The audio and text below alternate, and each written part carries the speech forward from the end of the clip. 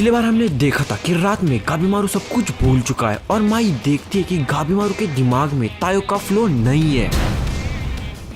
तो इसके अगले दिन वो चारों माई के कहने पर ओल्ड गेट ढूंढने आते हैं। ओल्ड गेट आई मीन ये ढूंढने आते हैं। बट अभी भी गाबीमारू ये रिकॉल नहीं कर पा रहा कि वो यहाँ पर क्या कर रहा है, पर उसे ये पता है कि इस मिशन के पीछे कुछ तो रीजन है। एंड आपको ये तो पता ही होगा कि उसका रीजन उसकी वाइफ है। चलते चलते वो सब चोबे और उसके भाई से भिड़ जाते। चोबे उन सबको ह्यूमंस कह के बुलाता है क्योंकि चोबे को ताओ का इस्तेमाल करना आ चुका है। इसके बाद चोबे गाबीमारू को एक जोर की लात मारता है, पर असाइमोन फूची उससे कहता है कि हम दोस्त बन सकते, पर चोबे इसके लिए सीधा इनकार कर देता है। उसके बाद गाबीमारू चोबे को चकमा देकर सीधा चोबे के गर्दन पर चढ़ जाता है और उसकी गर्दन तोड़ देता है। पर तभी माई गाबीमारू को बचने के लिए कहती है क्योंकि चोबे का ताऊ बहुत बड़ा है। जिसके बाद चोबे खड़ा हो जाता है और गाबीमारू को पकड़कर जोर से जमीन पर पटक देता है। इसके बाद हम देखते हैं कि 2 दिन होने के बाद भी जब पहला ग्रुप नहीं आता तो वो लोग उस आइलैंड पर एक सेकंड ग्रुप भेज देते हैं, जिसमें आयोकी के साथ साथ 4 यामादा असाइमोन्स और 50 इवागाकुरे शिनोबीज है जो कि गाबीमारू के क्लैन से ही है। पर आयोकी को शक है कि इन शिनोबीज के लीडर का कुछ अलग ही प्लान है, क्योंकि यार अपने 50 माहिर शिनोबीज को कोई ऐसी जगह क्यों भेजेगा जहां से अब तक कोई भी इंसान वापस नहीं आया। तो इन 4 यामादा असाइमोन्स में से 2 को तो सीजन 1 के एंडिंग में दिखाई दिया था, जिनमें से पहला है शुगन और दूसरा है जिक्का, और ये दोनों रैंक्ड असाइमोन्स है, पर दूसरे 2 अनरैंक्ड है, जिसमें से पहला है कियोमारू जो कि बहुत टैलेंटेड है, पर वो अंडर एज होने के चलते अभी तक अनरैंक्ड है, और दूसरी है इसुजु, वो भी बहुत पावरफुल असाइमोन है, पर एक लड़की होने के कारण वो भी अभी तक अनरैंक्ड है। इसके बाद शुगन खुद से कहता है कि चाहे दूसरे 2 असाइमोन्स अनरैंक्ड हो, पर फिर भी वो दोनों के दोनों बहुत ही ज्यादा पावरफुल और स्किल्ड है, और जिक्का तो एक स्किल असाइमोन है ही। तभी शुगन सबसे कहता है कि हम इस मिशन को ऑब्जर्वर बन के नहीं देखेंगे और हम हमारा 100% देंगे, जिसके रिप्लाई में कियोमारू कहता है कि तुम इसके बारे में चिंता मत करो, और अगर तुम चाहो तो मैं तुम्हें मेरी स्वॉर्ड की एक झलक दिखा सकता हूँ। फिर कियोमारू इसुजु से कहता है कि वो शुगन सोचता है कि हम अनस्किल्ड है क्योंकि हम अनरैंक्ड है, पर अनरैंक्ड होने के बावजूद कियोमारू उन शिनोबी से बहुत ज्यादा पावरफुल है, यहाँ तक कि वो सारे 50 शिनोबीज को अकेले ही मार गिरा सकता है। जिसके बाद कियोमारू एक शिनोबी के पास जाता है अपनी स्किल्स दिखाने के लिए, और वो अपनी स्वॉर्ड से एक शिनोबी का मास्क काट देता है। ये चीज देखकर वहाँ पर सब लोग शॉक हो जाते हैं। कियोमारू कहता है कि वो एक्चुअली दूसरे शिनोबी को मारना चाहता था, पर उसने थोड़ी भी हलचल नहीं की। तभी कियोमारू के पीछे से इसुजु आ जाती है और उसके गले पर स्वॉर्ड रख देती है और कहती है कि तुम यानी कियोमारू इन निंजा से बहुत ज्यादा रूड हो रहे हो, और इसुजु कियोमारू को एक झटके में खत्म कर सकती है। अगेन कियोमारू बहुत ज्यादा घमंड में कहता है कि मुझे टेस्ट मत करो। अब वो शिनोबी अपना मास्क निकाल के कहता है कि मैं तुम जैसे माहिर असाइमोन से दूर ही रहूंगा और हमें लड़ाई करने की कोई जरूरत नहीं है। ये सुनकर इसुजु उस शिनोबी से सॉरी कहती है, पर कियोमारू को अभी भी कोई फर्क नहीं पड़ता। इसके बाद वो शिनोबी बताता है कि एक शिनोबी की लाइफ एक मिशन में उनके मास्टर की होती है, और उनके लीडर ने यामादास को इस मिशन का मास्टर बनाया है, मीनिंग अभी शिनोबीज की लाइफ असाइमोन्स के हाथों में है। और अगर तुम में से किसी भी असाइमोन को अभी भी हम पर शक हो तो हम में से किसी भी एक शिनोबी को चुनो और वो यही अपना गला काट लेगा। इससे शिनोबीज की लॉयल्टी भी प्रूफ हो जाएगी। ये सुनकर कियोमारू कहता है कि मैं तुम्हें चुनता हूँ, और ये देखकर सब लोग थोड़ा हैरान भी हो जाते हैं और इसुजु उसे डांटती भी है, पर तभी वो शिनोबी इसके लिए हाँ कर देता है और खुद ही अपना सिर काट देता है।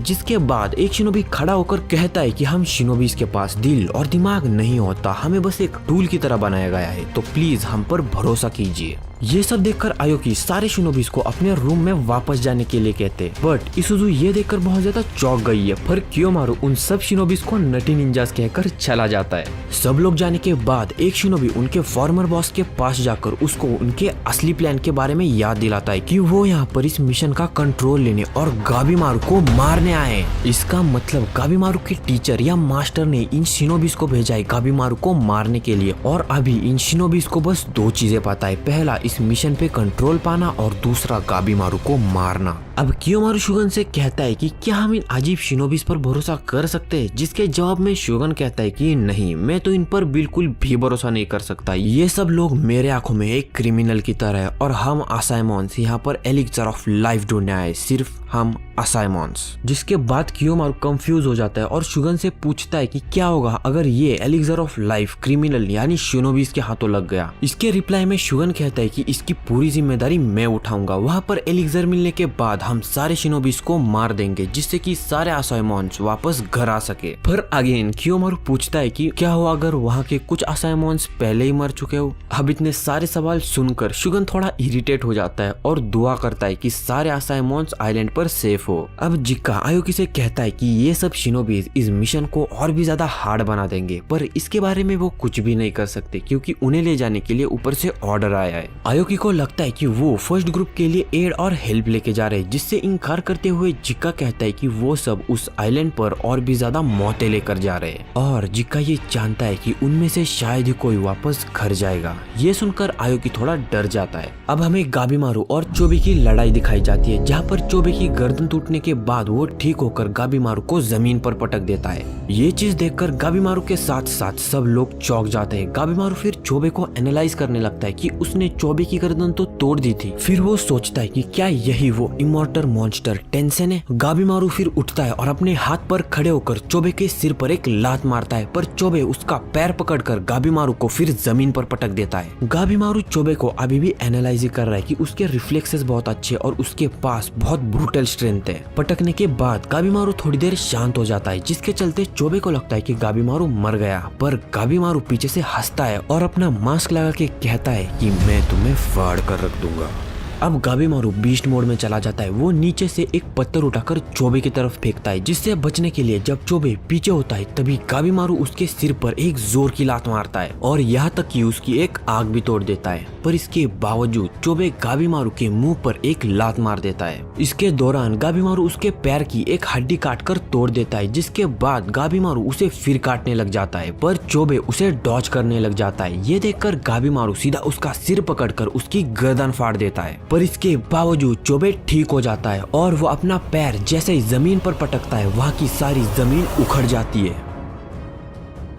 अब चोबे गाबीमारू को कमजोर बुलाता है और उसके सिर में एक जोर का मुक्का मारता है, जिसके बावजूद गाबीमारू आगे बढ़ता है चोबे को मुक्का मारने के लिए। चोबे गाबीमारू को देखकर फिर उसे एक मुक्का जड़ देता है, पर इसके दौरान गाबीमारू फिर चोबे के उंगलियां काट लेता है। गाबीमारू को देखकर ब्लेड ड्रैगन कहता है कि गाबीमारू कल इससे कई ज्यादा पावरफुल था। ब्लेड ड्रैगन इसके बारे में माई से भी पूछता है, तो माई बताती है कि इसका कारण है गाबीमारू का ताऊ। गाबीमारू अभी बस स्ट्रॉन्ग रहने पर फोकस कर रहा है, पर स्ट्रॉन्ग के साथ साथ वीक भी बहुत इंपॉर्टेंट है, क्योंकि वीक ही स्ट्रॉन्ग रहने का सीड है और जब तक गाबीमारू के पास ये सीड नहीं होगा तब तक वो स्ट्रॉन्ग नहीं बन पाएगा। इसके बाद गाबीमारू को भी ये चीज फील होने लगती है कि उसने कोई तो एक इम्पोर्टेंट सेंस खो दिया है, पर कौन सा ये उसे याद नहीं आ रहा। और हाँ, ये सेंस है ताओ को यूज और देख पाना, जो कि गाबीमारू ने खो दिया है। जिसके बाद गाबीमारू चोबे को फिर एक घूसा मार देता है। इससे इरिटेट होकर चोबे उसके भाई तोमा को उन तीनों को मारने के लिए कहता है, पर भाई ये शब्द सुनकर फूची शॉक हो जाता है। इसके बाद तोमा सीधा उन तीनों के पास भागता है उन्हें मारने के लिए, पर वो सबसे पहले ब्लेड ड्रैगन को अटैक करता है। ये देखकर ब्लेड ड्रैगन उसकी स्वॉर्ड अपने हाथ में पकड़ लेता है और अब ब्लेड ड्रैगन गुस्सा है क्योंकि तोमा सबसे पहले उसके पास आया लड़ने के लिए, क्योंकि उसे लगता है कि ब्लेड ड्रैगन का एक हाथ ना होने के कारण वो एक आसान शिकार होगा। ब्लेड ड्रैगन गुस्से में तोमा की तलवार छीन लेता है और उसे अपने सिर से एक जोर की मारता है, पर इसके बावजूद ब्लेड ड्रैगन उसे अपनी तलवार वापस दे देता है और कहता है कि वो अब एक असली लड़ाई लड़ेंगे। तोमा को ओपन चैलेंज देने के बाद फूची ब्लेड ड्रैगन को रोकता है, क्योंकि तोमा अभी भी यामादा क्लैन से है, जिसके रिप्लाई में ब्लेड ड्रैगन उसे चुप रहने के लिए कहता है। और अब ब्लेड ड्रैगन बहुत ही ज्यादा गुस्से में है। ये देखकर तोमा सतर्क हो जाता है और अपने रिफ्लेक्स दिखाते हुए तेजी से ब्लेड ड्रैगन के पास बढ़ता है ब्लेड ड्रैगन को मारने के लिए, पर ब्लेड ड्रैगन उसे एक हाथ से ही जोर का मुक्का मार देता है। जिसके बाद तोमा फिर ब्लेड ड्रैगन के पैरों पर हमला करता है, बट ब्लेड ड्रैगन फिर उसकी स्वॉर्ड को अपने पैरों में दबा लेता है और तोमा को फिर तीन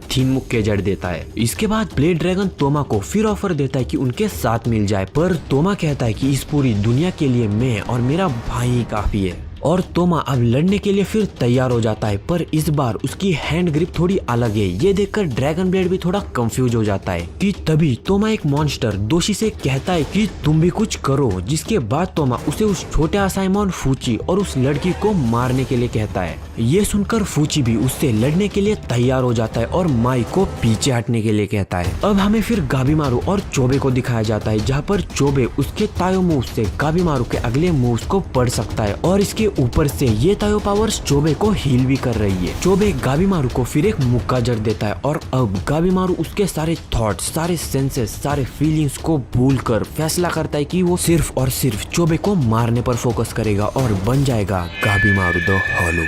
असल में गाबीमारू के मास्टर ने गाबीमारू को बताया था कि एक शिनोबी की मौत आने पर एक शिनोबी ऐसे लेवल ऑफ डिस्ट्रक्शन कर सकता है जो कि आज तक किसी ने सोची भी नहीं होगी। बाय द वे ये वही मास्टर है जिसने कि अभी गाबीमारू को मारने के ऑर्डर्स दिए हैं। अब गाबीमारू के पूरे शरीर पर आग आ जाती है और गाबीमारू चोबे को मारने के लिए खुद को कुर्बान करने के लिए भी तैयार है। गाबीमारू चोबे पर निम्फो बर्निंग ब्रिज और निम्फो स्टोन स्टॉर्म का कॉम्बिनेशन यूज करता है। गाबीमारू के स्टोन स्टॉर्म से चोबे के बॉडी पार्ट्स में कई सारे बड़े बड़े छेद हो जाते हैं। चोबे जैसे उठने की कोशिश करता है, गाबीमारू उसके ऊपर चढ़ता है और शैडो रेल्म में जाने लगता है। चोबे गाबीमारू से कहता है कि ऐसा करने से वो दोनों के दोनों पूरी तरीके से खत्म हो जाएंगे, पर गाबीमारू को इससे कोई फर्क नहीं पड़ता और ना ही गाबीमारू को ये पता है कि वो इस अजीब से आइलैंड पर कर क्या रहा है और ये सब क्यों कर रहा है। अगर गाबीमारू इस वक्त यहाँ पर मर भी जाता है तो इस चीज से किसी को फर्क नहीं पड़ेगा और उसके विलेज के लोग गाबीमारू को रिप्लेस करने के लिए किसी और को भेज देंगे। गाबीमारू एक शिनोबी है और शिनोबीज की लाइफ की कोई अहमियत नहीं होती और गाबीमारू के पास खोने के लिए कुछ भी नहीं है। ये सुनकर चोबे गाबीमारू से कहता है कि तुम्हारे पास खोने के लिए कुछ तो होगा। ये सुनकर गाबीमारू चोबे से फिर कहता है कि जो जीने के लिए तरसता है वो मौत पर कभी भी जीत हासिल नहीं कर सकता। गाबीमारू और चोबे शैडो रेल्म में जाने वाले होते कि तभी चोबे गाबीमारू को थैंक्स कहता है, जिसे सुनकर गाबीमारू थोड़ा कंफ्यूज हो जाता है। आगे चोबे कहता है कि उसे उसका सोल्यूशन मिल गया है और अब चोबे उसका सारा ताऊ रिलीज करने लग जाता है क्योंकि वो गाबीमारू की तरह नहीं है। उसके पास कुछ चीजें हैं जिन्हें वो खोना नहीं चाहता, पर उन चीजों के लिए वो कुछ भी कुर्बान कर सकता है। इसके बाद चोबे गुस्से से भरकर एक भयानक रूप धारण कर लेता है और चोबे के इस रूप को देखकर सब लोगों के साथ साथ गाबीमारू भी शॉक हो जाता है।